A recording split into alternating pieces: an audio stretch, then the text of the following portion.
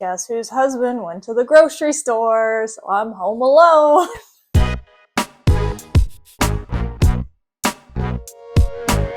Hello, es ist Sonntag and ich heiße Sonntag and welcome back to Books and Hearts. If you're new here, welcome. I am D.M.Sonntag, author of the Kingdom Isles series, and this is a channel where I talk about books and crochet. My books are a self-published series of nautical new adult fantasy featuring mermaids, marauders, magic, and more. I have a complete trilogy and 2 prequel novellas, all available on Amazon. If you have already read them, don't forget to leave a review as it helps unknown authors like myself be seen. And if you're a returning watcher, welcome back. I'm not even sure if it's February when I'm posting this, but... Hi, me from the future here. Yeah, I got a little behind. It sounds like I'm losing my voice. That's weird. I need to call my friend in like 5 minutes, so... hopefully I don't, but anyway, just wanted to say that yes, I completely missed February and March is almost over. It's like the middle of March, but still, I'm sorry. I tried to do this monthly thing and the big sad got me and then other things in life. Hopefully I can get back on schedule or something. I don't know, but yes, I am aware that it is not February. This video will be something, so enjoy. Valentine's Day has come and gone, the wonderful made-up holiday where if you don't buy chocolate or a $6 paper card, you're deemed unromantic. However, as mentioned in my last video, I will be talking about the types of romance tropes in my book, and I want to shout out this journal because until I read it, I honestly didn't know a lot of these, though I had subconsciously used them. It's called Once Upon a Romance by Megan Alexandria, the same author as Night Shift, and you can check out my review for that book up here. Maybe. I'm still learning editing. But she just came out with Once Upon a Fantasy, which I am super excited to get into as a fantasy author myself.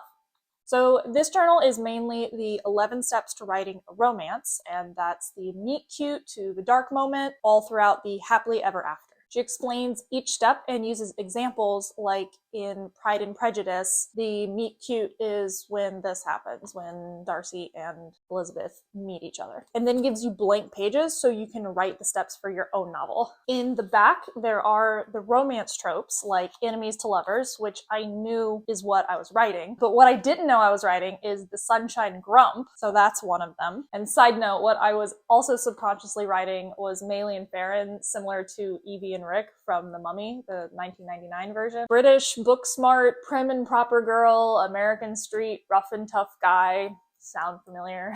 I consciously used Yennefer from The Witcher as Maylie inspiration, but I guess what came naturally was subconsciously to use Geralt as Farron inspiration, so there's sunshine and grump, although Yennefer isn't really sunshine, but Maylie is sunshine. As I said, they are enemies to lovers, though really they're enemies to friends to lovers, which are, I guess, 2 different tropes. Or there's enemies to lovers and then there's friends to lovers, and I guess I kind of used both of them because I also used slow burn romance, very slow burn because it's from book 1 to book 2. And then honorable mention is arranged marriage. So when The Lightning Bride starts, Maylie is sort of kind of in an arranged marriage. Her mother slyly set up. She made it like it was their idea, but her mother was really in the background kind of pulling the strings. But then that falls apart, so she's tasked to find her own husband quick, so she arranges her own marriage, not liking her remaining choices. Should I be holding my books instead of this one? Why not? So then in book 3, without getting spoilery, another one that I consciously wrote was Forbidden Lovers, like a Romeo-Juliet. This one is between Ren and Charlotte, and I can't explain why they're forbidden, you're just gonna have to trust me, but I did include a Romeo and Juliet balcony scene to kind of make sure you know they're forbidden lovers. I also have another enemies to lovers. They were friends, but then they became enemies. So it's friends to enemies to lovers. But that is between Ren and... nope, not Ren. Good God, I almost said Ren and Callie. They are brother-sister. Ronan and Callie, lots of R names. And they are also a bit of a bad boy, good girl. I love the 303 song, Good Girls Gone Bad. Read this book and then listen to it. There's a line where it's like, I know your type, your daddy's little girl. And I'm just like, let's put that back here. So those are all the tropes in my book. Very short and sweet. On to crochet.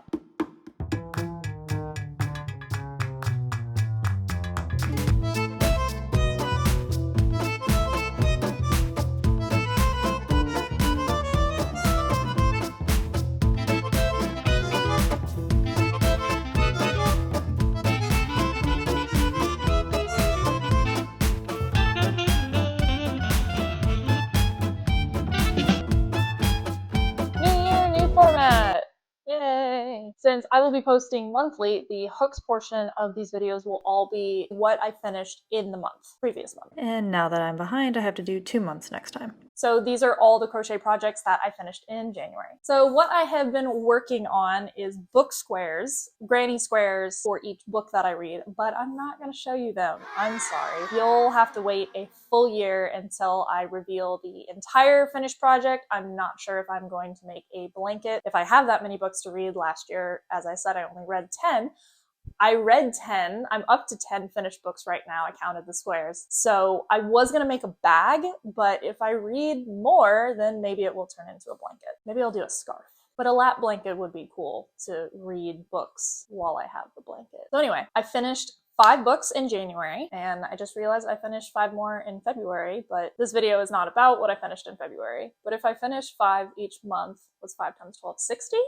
That's a good amount of squares. Hopefully I can do that. I might change my goal in Goodreads. That's really encouraging that I hit my last year's goal in only 2 months. I really hope I continue this steam. Honestly, making the squares is so fun. It motivates me to read more books so that I can make another square. I actually just made 2 more last night of the 2 ebooks that I'm reading. So it's a boost of serotonin where it's like, oh boy, another square with different colors. Anyway, so I made 5 granny squares. Technically, my schlanket was the first thing that I finished this year, but it was for last year, and I already showed that to you. And if you didn't see it, then check out that video. Again, I don't know if I can edit this in. If I can't, I guess I'll just like put a picture or something. I always like those YouTube videos where it's like, hey, editor, do this, and then the editor is like making fun of them or whatever. In this case, it's me. I'm making fun of myself. I'll probably put a picture of like me flipping myself off, or I don't know. It's funny, I went to go get this next one and the door closed because it's a door stopper. I'm like, oh yeah, that's why I have it. Isn't this cute? It's the Wicked Witch of the Wicked Witch of the East's feet under the house, and so you put it under the door and it looks like she's smushed.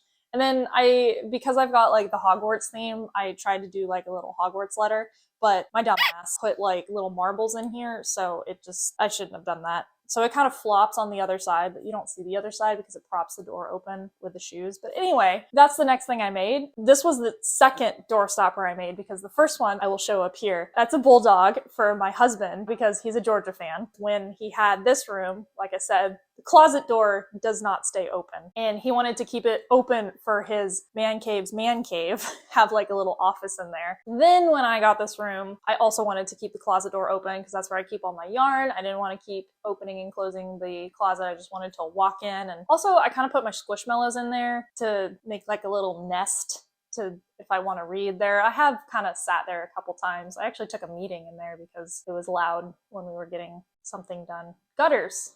Anyway, I thought of crocheting a squished rat because I've seen those as door stoppers, but then I saw these and I was like, okay, this is cute.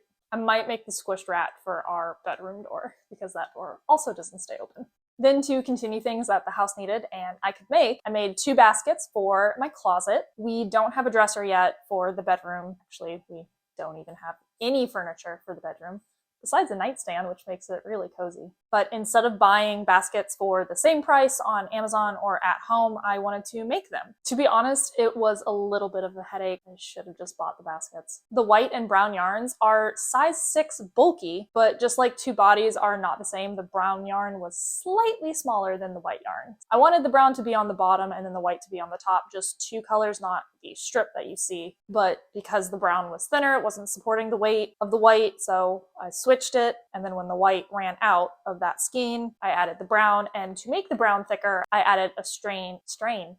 I added a strand of size 4 worsted weight yarn, so that's the yellow that you see. It looks kind of woven-ish, but it does its job. It's got scarves in it and my athletic wear. And then the last thing I made in January was this blanket, which I already gave away, so I don't have.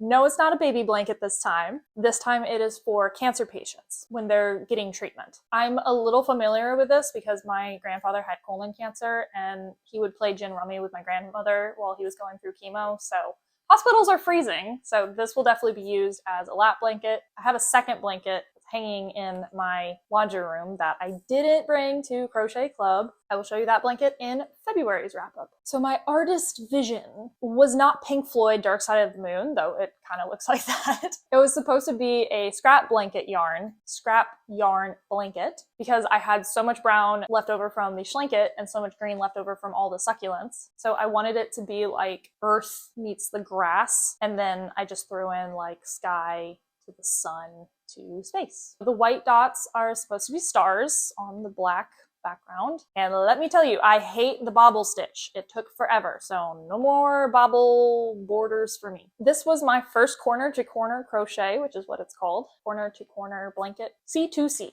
is what we crocheters call it. And like I said, I already made another one with corner to corner because they're really fun and quick to whip up.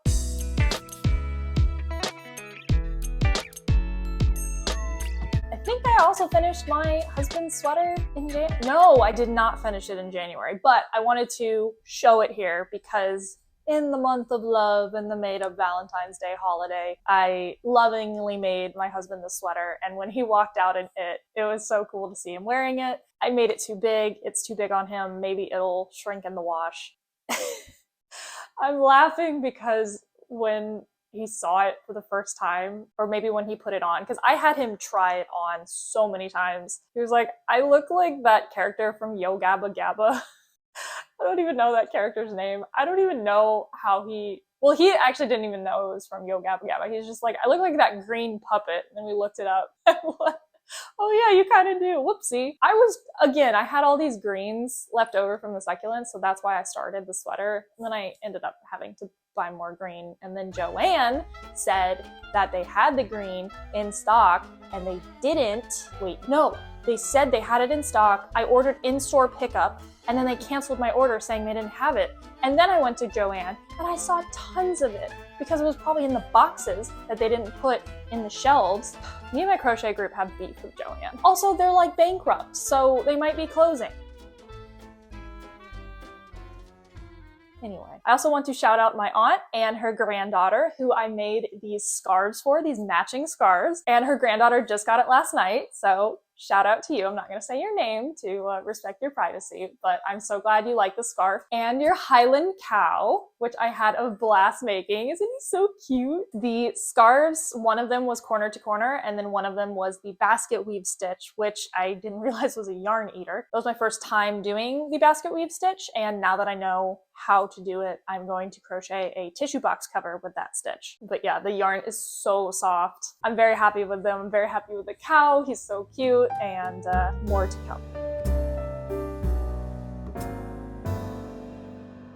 That's the end of this chapter, and I'm all out of yarn, so I'll put down the hook and close the book for now. Thank you so much for watching. Check out my videos if you want to see more of the crochet projects I've done last year, the year before that. I've only been crocheting for almost 3 years, so I'm still learning as I go, but this is what I've made. And then I'm also a writer, so if you like nautical new adult fantasy, check out my books. They're all available on Amazon, and I am working to get them on my website so that the Zon doesn't take most of my money and benefit billionaires and big business, because I am a small business and working that out. Also have to take inventory of the books that I have. But anyway, if you like a complete bingeable fantasy trilogy with 2 prequel novellas and a 3rd on the way, full of magic, marauders, magic and more. Mermaids, there we go. Magic, mermaids, marauders and more, then you should definitely check out my series. And if you like what I do and what I make, like this video, subscribe to my channel, and follow me on Instagram for more content. Until next time, Auf Wiedersehen.